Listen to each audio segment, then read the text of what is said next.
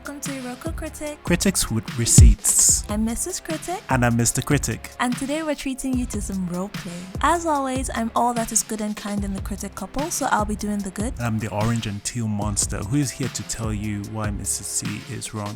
Today we are fighting over Netflix's second Nollywood original since Lionheart, Oloture. In Lagos, a journalist goes undercover as a prostitute to expose human trafficking.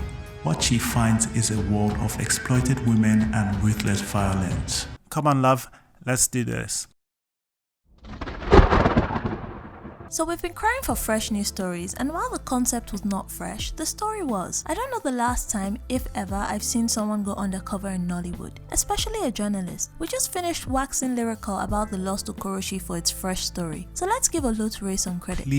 Please don't compare this movie to The Lost Okoroshi. Don't even use them in the same sentence. While I'll grant that this is a fresh story, the execution is also important, and it lacked in that department. The beautiful storytelling and the artistry found in Lost Okoroshi is missing, and this film is just not as coherent. Okay. How about the acting? We had some strong performances in there. Omoni Obole as Madame Alero killed it like she kills every role she's in. And Oma Omidada played Linda beautifully. She was so sympathetic. I realized she played Teniola in Diamonds in the Sky, and I said a little prayer of gratitude that she had finally been given a role that could showcase her talents. There was also some good acting from Sambasa and Zeribe. He was no St. James, and there were some moments of overacting, but he was overall pretty good.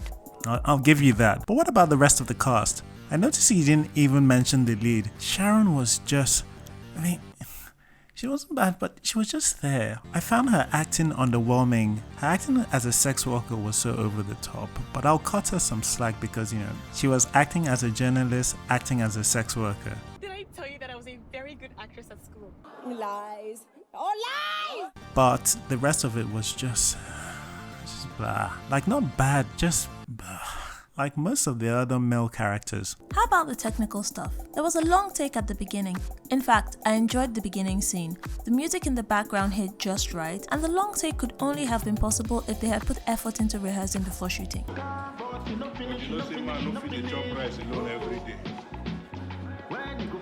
Yeah, that song is from Falz's album Moral Instructions, and that album was completely against sex workers. Transactional sex. $30 million key put for house. When many brother never see foot to chow.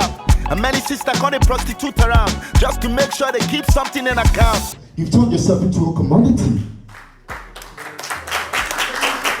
Self-objectification, self-commodification. I detest it. What an awkward situation.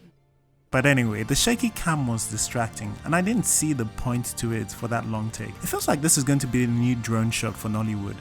Maybe it's because I just saw Laran the beat. Speaking of drone shots, wasn't the drone shot just beautiful? And it was an establishing shot. Damn it, I'll grant you that, but this film had actual technical issues. How much beats enter Europe now, babe? Linda, that one had too much money now.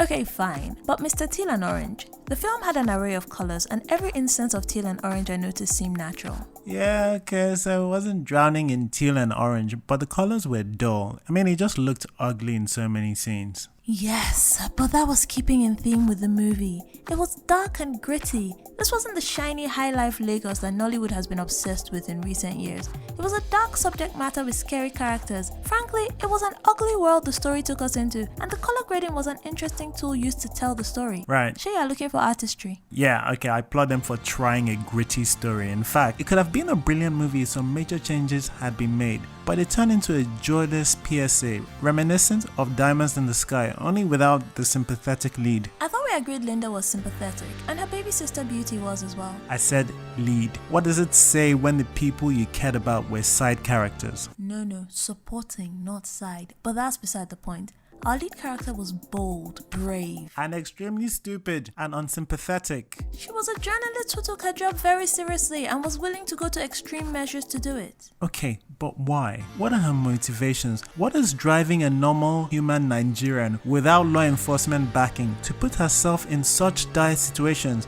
Because I know the answer isn't Nigerian journalist salary. She's passionate about taking the traffickers down. That's a noble cause and I can sympathize with that. And stupid is a little harsh. She was just passionate. Okay. Despite the movie showing us no personal motive for this until she was already immersed, let me grant you that she was passionate. So, she was so passionate that she went in without a plan. Don't be obtuse, there was clearly a plan. Ooh, obtuse. No words, I have the best words. Illiterate. The plan was to immerse herself in the life and write about it, meet the trafficker, find out how they work, and blow the story wide open. So was the plan to fully go into the role of a sex worker, including sleeping with clients? Clearly not. Okay, so tell me, what was the plan when it got to that? Her colleague kept picking her up. And then when they were at the hotel? She was quick thinking. She climbed out the window. And ended up almost blowing her cover at the brothel. I'm surprised anyone actually thought she was one of them after the stunt she pulled. She consistently put herself in danger without an escape plan. Because if you're ready to go, and I'm not ready.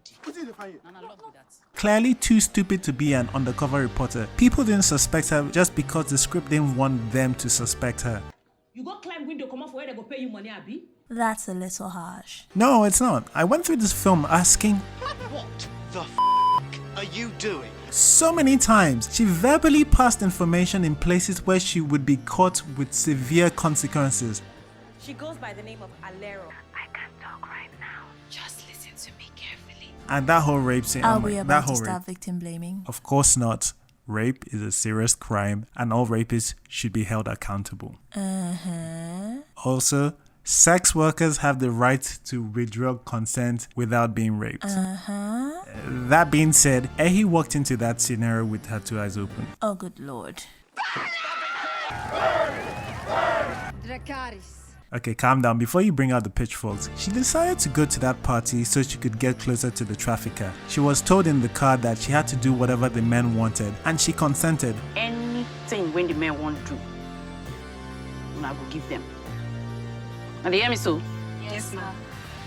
Madame Alero said she needed a performance rating before agreeing to take her to Europe. We'll see how you perform this night now. Then Madame Alero brought her to Sir Philip's and she consented. You know, sir, I tell you, sir, I want to introduce you to somebody. I can take you on a tour. Would you like that? I would like her. Then he gave her a pill in her presence and told her it will help. I don't know what she thought was in that drink, but given she previously knocked over the champagne, she must have had an idea. It sucks that she got raped. That was awful, but I still couldn't connect to her character because she did not need to be in that kind of danger. Maybe your gender is showing, Mr. C. Let's just... Hang on. Think about this because this was what we are meant to believe Sir Philip does. Some sort of rapist that drugs and rapes girls. So you like to drug and rape young women, huh?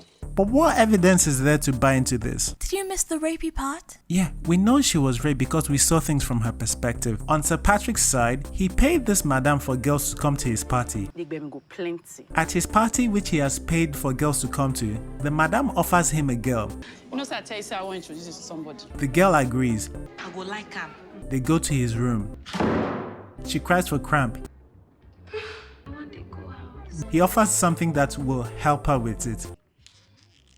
So think about it. If this was an actual sex worker that isn't a stupid undercover journalist that complains of cramp as a last resort, which I think was what prompted the drug he offered.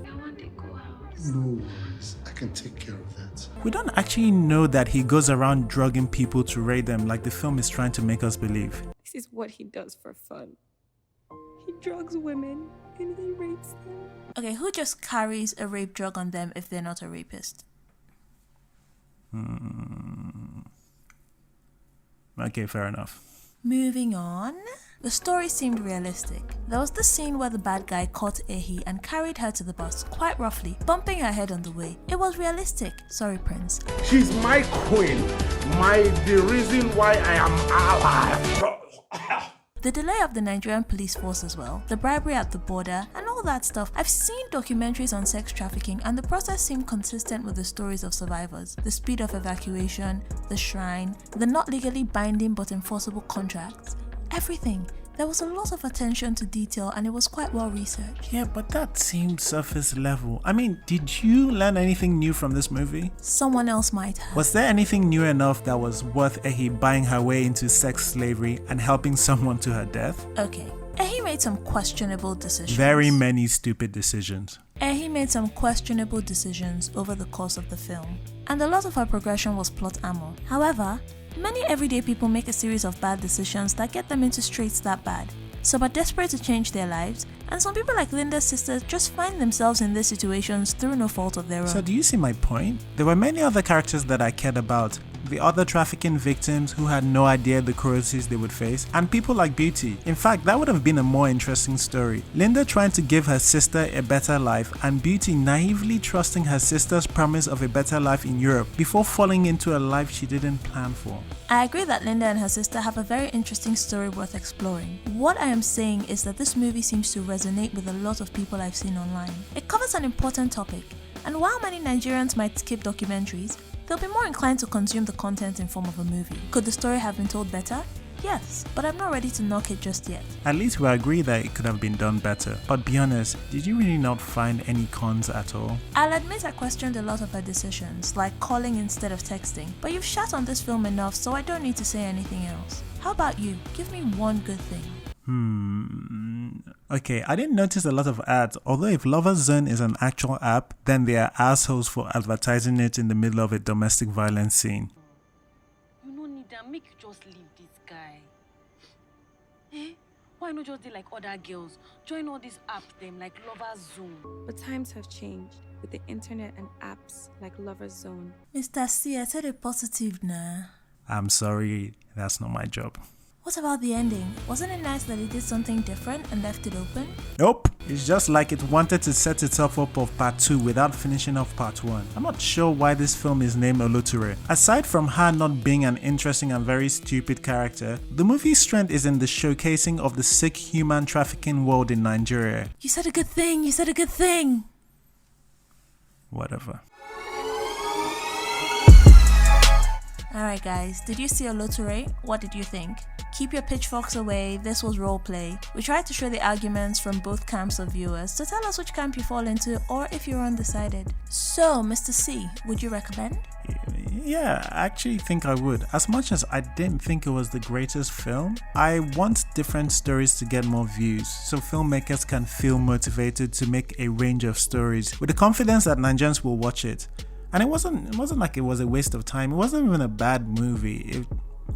It's just the character just didn't click for me. And that's Mr. C's honest opinion.